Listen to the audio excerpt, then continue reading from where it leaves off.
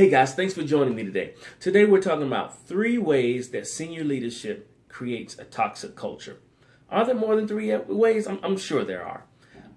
But here are 3 specific ways that I found doing some research this week, and I wanted to bring it to your attention. I was reading this great article about it, and I wanted to bring it to your attention so that you guys can look into your environment and your team and see if some things are playing out in your environment that you need to change so that you don't have a, toxic culture, or if at least you see it, you got ways and some information on how to go about changing it. So whether presiding over an entire company or function or region, business unit, whatever, people at the top of an organization have a disproportionate influence or level of influence over the people they lead. The further down the organization, those people look up to the leaders for cues on what's acceptable and what isn't, and as well as team habits, both good and bad, because in the end, it'll all be emulated. So having your actions played out publicly, let's say, for instance, like on a Jumbotron, can be a huge responsibility. But unfortunately, too many teams don't take this responsibility as serious as they should. The consequences can be farther reaching than most leadership teams realize. Now, look, at their best, leadership teams synchronize their organizations into a cohesive powerhouse or cohesive powerhouses, which is great. At their worst, they set an example that some of the worst habits will be tolerated and sometimes even rewarded. And that's what we don't want. But nonetheless, here are the 3 habits that have been seen to be the most negative influence over a company and some advice on how to fix them. Number 1, scattered priorities. Who hasn't seen that, right? It's astounding how badly most leadership teams use their time together. They set meeting agendas haphazardly, frequently only days beforehand, sometimes not at all. Their conversations veer off topic, a lot of times into minutia. They leave unaddressed the decisions and problems that need resolutions. Now, how many times have we been to meetings and had that happen? One study that was done by, I think it was RHR International, right? They showed that high-performing teams, 93% of them are able to prioritize the most important issues, and 96% focused on the right issues. Now, by contrast, the lower performing teams, only 62% prioritize well, and 53% are seen as being focused on the right issues. The implications for an organization whose leadership team is poorly focused are serious, because you're looking at wasted resources, wasted effort, and widespread confusion that can become the norm. We definitely don't want that. But look, effective leadership has clearly defined charters. They narrowly focus on the most strategic priorities and they don't detour from them. They stick to well-articulated decision-making processes and they intentionally transfer their disciplined focus down through the organization. Okay? Number 2, unhealthy rivalries. This is big.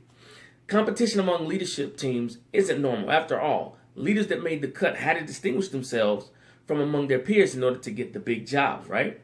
But listen, a team of excessively individualistic leaders vying for resources, status, influence, and most often their boss's job can fraction the organization beneath them.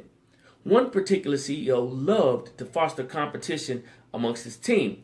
He would intentionally set conflicting goals among team members, which he believed this would lead to the best ideas prevailing. But what he didn't realize was that it actually led to vicious backbiting and information hoarding. People hoarding information because it makes them feel like they are indispensable because they know something that somebody else doesn't. And on a team, that's bad. Unhealthy competition erodes trust. If team members distrust the motivations and unspoken agendas of the teammates, they will act with self-protection, even self-interest, to avoid risking personal failure.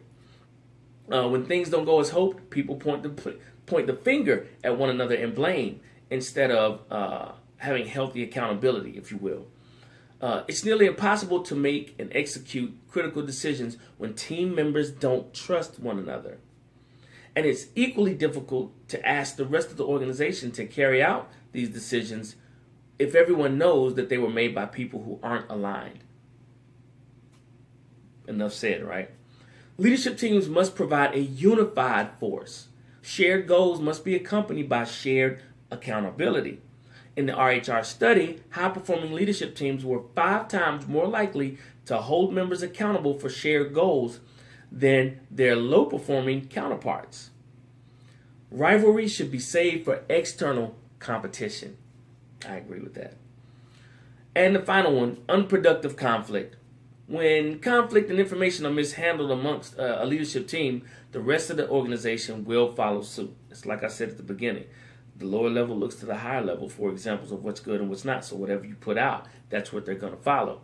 The RHR study again showed that 87% of high-performing leadership teams handle conflict effectively and were transparent and open with information, and 82% exchanged constructive feedback with one another. Now, only 44% of the low-performing teams, leadership teams, handled conflict effectively, and 52% exchanged feedback and were transparent with information. The difference in performance is profound. I mean, that's pretty evident by the numbers. Among the high-performing teams, employee engagement averaged 87%, while among lower-performing teams, it dropped to 45%. I'm giving you stats, guys, because going along with these three ways, it shows you the difference in good leadership and bad leadership. So these are some very important tips to take away and kind of look at your team as well. Speaking negatively behind someone else's back, withholding honest perspectives, or pocket vetoing decisions after they are made should not be acceptable by any means. Leadership teams should have written norms that they won't engage in these behaviors, and they should share those norms with the rest of the organization, asking others to hold them accountable. Now, I've seen the best leadership teams make these behavioral norms themselves, publish them to the rest of the organization, and ask the organization to keep them accountable. Makes sense. Because when you know the organization is watching how well you stick to your own rules, you're less likely, or you'll think twice before breaking them. So think about this. If a video camera captured your leadership team in action for an entire day, how would you feel about that video being used as training for the rest of the organization? Something to think about. Serving on a leadership team should be viewed as a privilege. And along with that leadership, or along with that privilege, comes a responsibility to behave in ways you should be proud to have the rest of the organization emulate. All right? Guys, thank you so much for tuning in. I really wanted to share that information because I really think it can help some of you guys or someone you know that's in a leadership position to take a look at their environment and see if they see some of these things and how they can address it and nip it in the bud before it gets any worse, okay? Again, thank you so much for tuning in. Please subscribe, like, share the videos. Also, if you want some coaching one-on-one or with your team or environment or whatever, please drop me a line.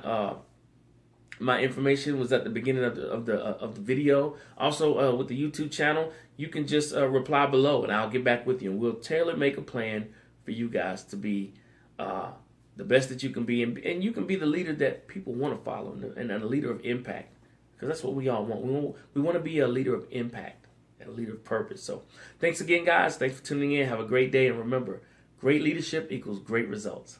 How are you leading?